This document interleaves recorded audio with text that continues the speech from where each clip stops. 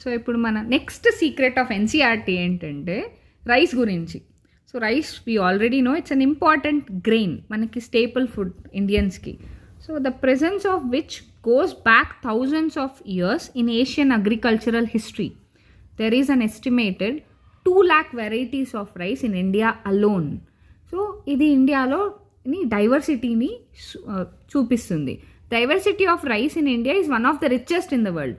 ఇండియాలో దొరికే అన్ని వెరైటీస్ ఆఫ్ రైస్ ఇంకా వరల్డ్లో ఎక్కడా దొరకవు.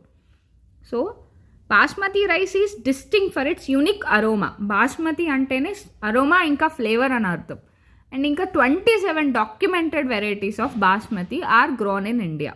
సో ఇప్పుడు మనం సేమ్ ఇలాంటి పాయింటే, so 2 lakh varieties of rice అనే దాన్ని ఇలాంటి పాయింటే వేరే చాప్టర్లో మనం ఎలా చూస్తాం, డిఫరెంట్గా ఉంటుంది కానీ సేమ్ పాయింట్. అది మీకు ఇప్పుడు చూపిస్తాను. ప్రీవియస్గా ఇందాక మనం చూసింది బయోటెక్నాలజీ అండ్ ఇట్స్ అప్లికేషన్స్లో. ఇప్పుడు ఇక్కడ బయోడైవర్సిటీ అండ్ కన్జర్వేషన్లో అదే సేమ్ పాయింట్. ఇక్కడ చూడండి, India has more than 50,000 genetically different strains of rice. ఇది జెనెటిక్ డైవర్సిటీ కిందకు వస్తుంది. అంటే ఇప్పుడు మనకి సేమ్ నియర్లీ 2 lakhs వెరైటీస్ అన్నా, more than 50,000 genetically different strains అన్నా రెండు సేమ్ సెన్స్నే తీసుకొస్తుంది.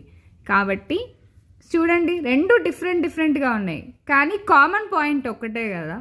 సో ఇలా ఎన్సీఆర్టీలో చాలా పాయింట్స్ ఉన్నాయి. కమింగ్ వీడియోస్లో మీకు ఇంకా చాలా సర్ప్రైజెస్ గురించి చెప్తాను ఎన్సీఆర్టీలో. Thank you very much. Don't forget to like, share and subscribe. మీ ఫ్రెండ్స్కి కూడా షేర్ చేయండి ఖచ్చితంగా. Thank you very much.